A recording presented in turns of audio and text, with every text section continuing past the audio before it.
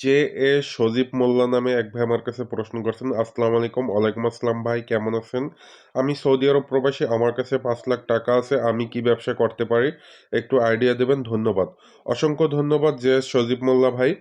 তো আপনার জন্য আমি আজকের 4টি ব্যবসায়িক আইডিয়া দেব ৫ লক্ষ টাকা ইনভেস্টের মধ্যে। আশা করি যদি এগুলোর ভিতরে আপনার ব্যবসা পছন্দ হয় যে কোনো একটি শুরু করতে পারেন। তো যে 4টি ব্যবসা আইডিয়া দেব তার ভিতরে নাম্বার 1 যে ব্যবসা সেটা হলো গিয়ে আপনি একটি ভাতের হোটেল দিতে পারেন।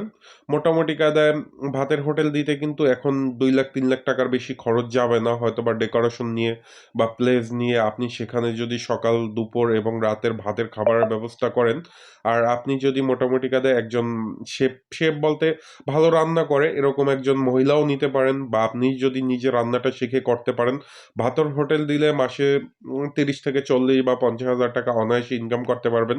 কারণ এগুলো দেখা যায় উপজেলা ভিত্তিক বাজার বা যেকোনো বাজার দেখে আপনাকে, লোকেশন দেখে আপনাকে করতে হবে।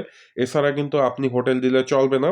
আর মোটামুটি কায়দায় আপনি উপজেলা ভিত্তিক বা ইউনিয়ন ভিত্তিক যে বাজারগুলো আছে ভাতের হোটেলে কিন্তু ব্যাপক ব্যবসা ভাই, এক কথায় বলতে গেলে।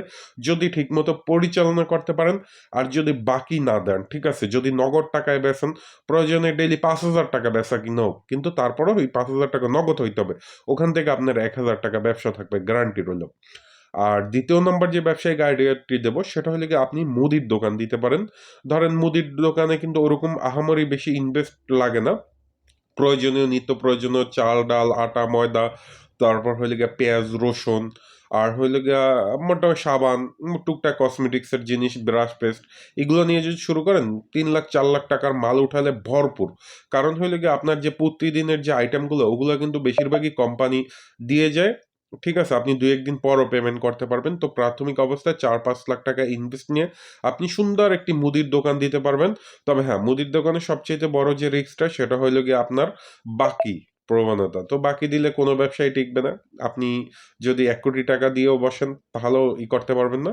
তো আপনি ছোটখাটো একটি মুদির দোকান দিতে পারেন। আশা করি ভালো রেজাল্ট পাবেন।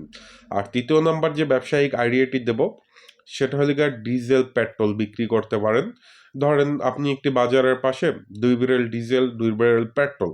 ঠিক আছে? এ করে ১ থেকে ১.৫ লাখ টাকা খরচ যেতে পারে। ডিজেল, পেট্রোলের সাথে আপনি কিছু ইঞ্জিন অয়েল বিক্রি করতে পারেন। আমার এলাকার অনেকেই দেখি যে শুধুমাত্র ডিজেল আর পেট্রোল আর হইলো গিয়ে ইঞ্জিন অয়েল বিক্রি করে। তো এগুলো বিক্রি করে তাদের মাসে দেখি যে ভালো একটা টাকা প্রফিট হয়ে আসছে।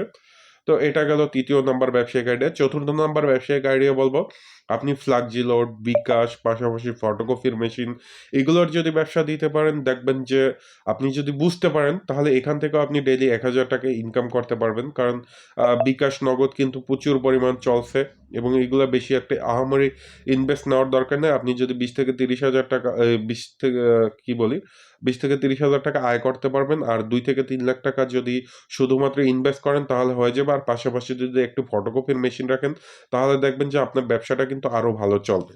তো আশা করি যে সজীব মোল্লা ভাই বুঝতে পারছেন। এছাড়াও যারা আমার এই ব্যবসায়িক আইডিয়াটি দেখছেন, আপনাদের যদি আমার এখান থেকে কোনো ব্যবসা পছন্দ হয়ে থাকে তাহলে আপনারা যেটা করবেন, আগে যারা এই ধরনের ব্যবসা করে তাদের সাথে কথা বলে নিবেন, তারপর হইলে গিয়ে এই ব্যবসা নামবেন। তো আশা করি আমার ভিডিওটি ভালো লাগলে একটি লাইক দিবেন। কারো কোনো প্রশ্ন থাকলে কমেন্ট করে জানাতে পারেন।